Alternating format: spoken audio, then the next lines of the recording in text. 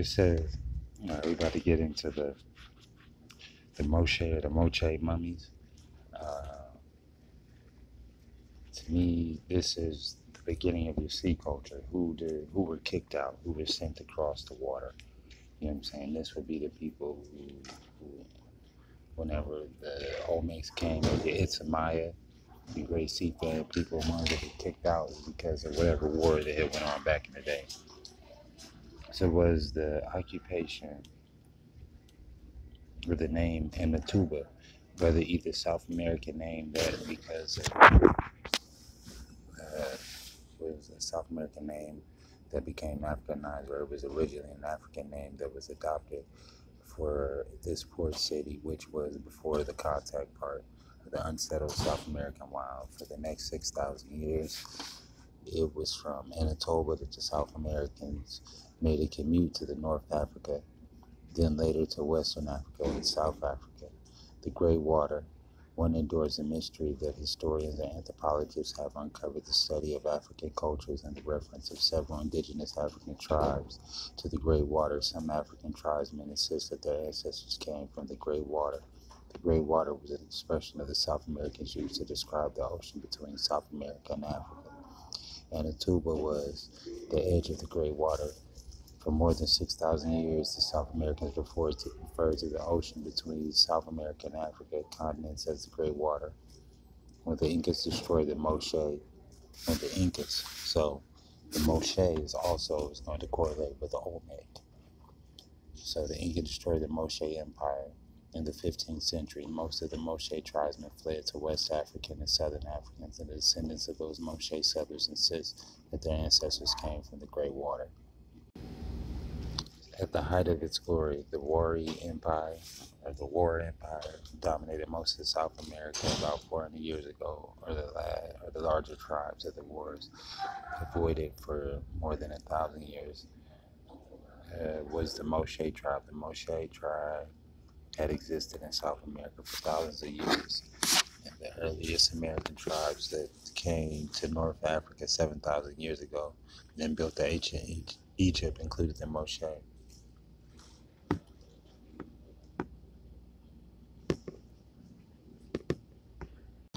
It says Naga Mayans civilized the Egyptians of the Songhai dynasty. The Songhai sold out and became the troops of Al-Mansur in Morocco. Gather ye together, my people. Take them by the arms. Ye have learned so far across the waters, until ye reach the land of the hairy barbarians, Kemet or Ifriqiya, dwelling in the caves of the desert. Follow that land of ye know of. Gather I then my people and enter into the great ships of the masters. Upward we rose into the morning. Upward means north, or you know what I'm saying, it's just coming from the underworld. South America. Suddenly we rose over the waters and vanished from earth until the time appointed was the great temple. Fast we fled towards the sun of the morning until beneath us lay the land of the children of Kim, or Kemet. Raging came the clutches and spears, left in the anger seeking to slay and to destroy the sons of Atlantis. Then raised I my staff and directed a ray of vibration, striking them still, and their tracks as fragments of stone of the mountain. Then I spoke to them, and the words calm and peaceful, telling them that of the might of Atlantis, saying that the children of the sun, we keep going over this, and its messengers cowered, hide them by my display of magic science until at my feet they groveled when I released them.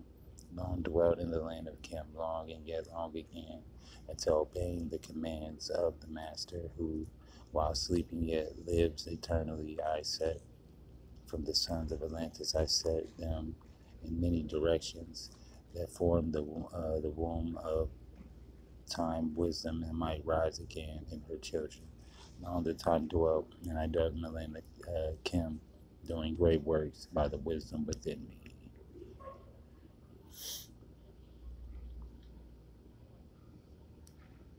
Says the idea that Europeans introduced civilization to Africa is the biggest historical myth. In fact, the evidence for archaeology, oral history, and tradition engages that the civil practices strongly indicate that it was the South American Indians who introduced civilization to Africa.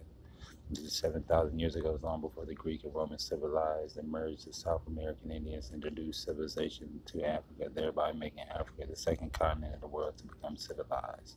Spurred on by the South American Indian guests, the Africans built their empires, and it lasted several thousand years at a time. Contrary to the popular myth of the Western world, the Europeans destroyed civilization. This is undetermined whether to greet them as friends or foes. The principal men were soon apprised, however, the object of the newcomers and their desire to confer. The king and council, after the senseless ceremonies and the concourse of the Negroes exceeding 500 in number, upon the signal assembled in a large palaver hall, which seemed appropriate for the use of such convocation places, and assigned that the mat spread out for strangers. After they were seated, one of the headmen came forward and shook them by the hand formally. When Peter entered, he took no notice of them and proceeded to seat in the farthest removed from them and sat down, and frowning and scowling, evidently prepared to threat and introducing negotiations indignantly. Oh no, this is my bad, y'all. This is Liberia.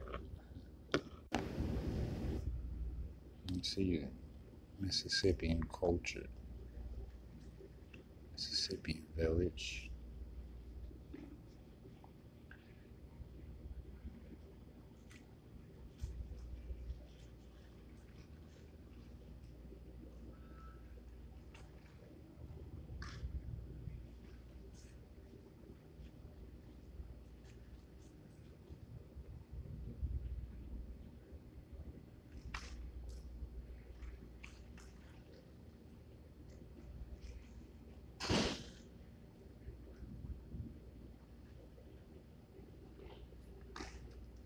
This assumption that the ancient builders of the latter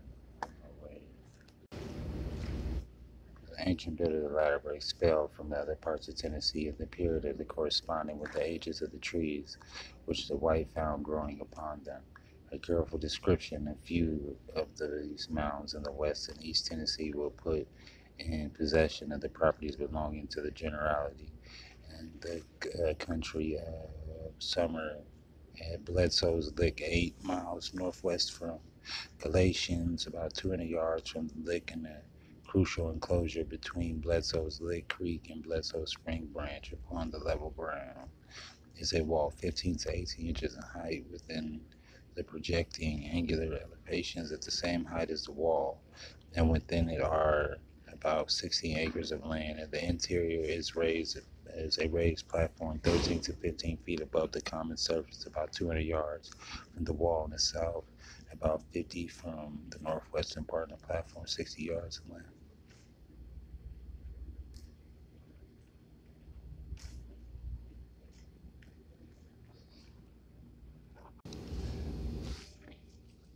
This is the empire joined the Moshes and to take the warriors into an epic battle that would forever alter the course of the South American and African history. The Moshes defeated the warriors. The Moshe Wars, and the most defining war not only in South American history, but it's also in African history. When Moses defeated the wars, they destroyed the warrior empire. Moshe hated warriors because of their senseless killing of humans for heads. The Moshes went to a lot of trouble to destroy everything that reminds them of the warrior empire. They also expelled the wars of the South American. Most of the warriors fled to Africa. At the time of the wars fled into South America, ancient Egypt had collapsed, but Nubia had emerged as a successor to Egypt. Most of the wars ended up in Nubia. Some of the warriors fled to West Africa. Other warriors fled to the islands and joined. These are Phoenicians, the island people who had fled from South America to escape the warriors' invasion. The destruction of the warriors' empire was sudden, and it was quick. The warriors who stayed behind in South America became part of the Moshe Empire and were subjected to strict rules, and the warriors were forbidden to kill any human for any reason. The warrior killed had to go home of the Moshe King at least once a year and present to pay homage to the Moshe King. Often the warrior king would stay in the house of the Moshe King for several days. 2,000 years. The old feud between the Moshes and the warriors has persisted into the present time and still exists in parts of West Africa, Central Africa, and Southern Africa.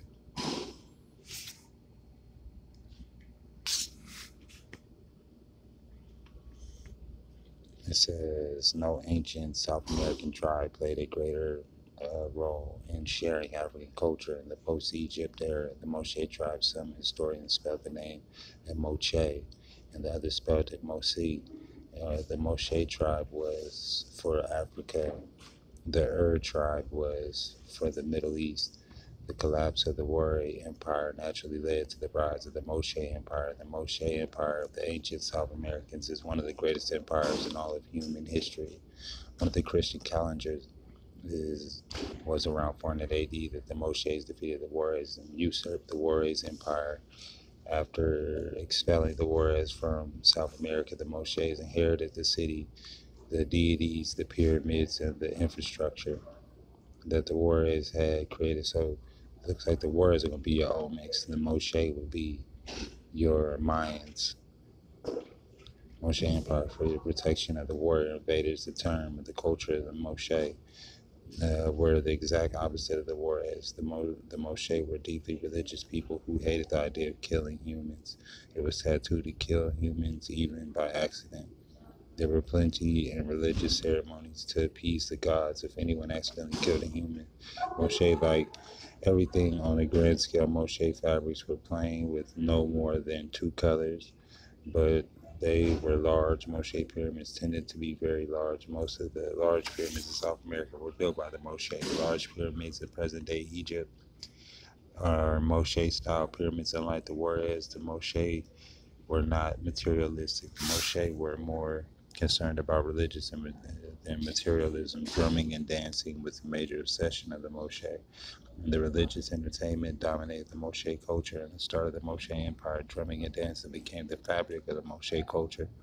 At the height of the Moshe Empire, each drummer, great singers, and great dancers were the most revered people in the land. Pyramids were built to honor the great dancers. Remember the Olmec dancers who will go in the land of the pyramids were built in honor of the great dancers, and the best male dancers became the chief dignitaries, and visitors of the foreign lands were entertained with drummers and dancers. Every religious activity, every celebration, even every funeral, very accompanied by drumming and dancing, accompanied by animal sacrifice, was a way to appease the gods and celebrate the spirit of recently departed. Often men were excellent dancers and ended up marrying many wives, and women preferred to marry good dancers. This is some nigga shit if I ever heard it. The entertainment focused on your life had dominated much of the South American culture. The height of the Moshe Empire. The Moshe Empire, the most of the musical instruments that existed in Africa and the Middle East in the present time were invented. The xylophone was the most ingenious musical instrument invented by the Moshe. The Moshe fled to Western Africa and Southern Africa. Following the collapse of the empire, they introduced the entertainment-focused culture to Africa. Drumming, dancing were already a major part of the culture, and the native Africans of the ancient Egypt who were living in the Western Africa and the Southern Africa at the time, the arrival of the Moshe took the culture of drumming and dancing to new heights, and the culture of drumming and dancing existed in Africa in present time, originated in the Moshe tribe of ancient South America. All right, I hit y'all on my next break.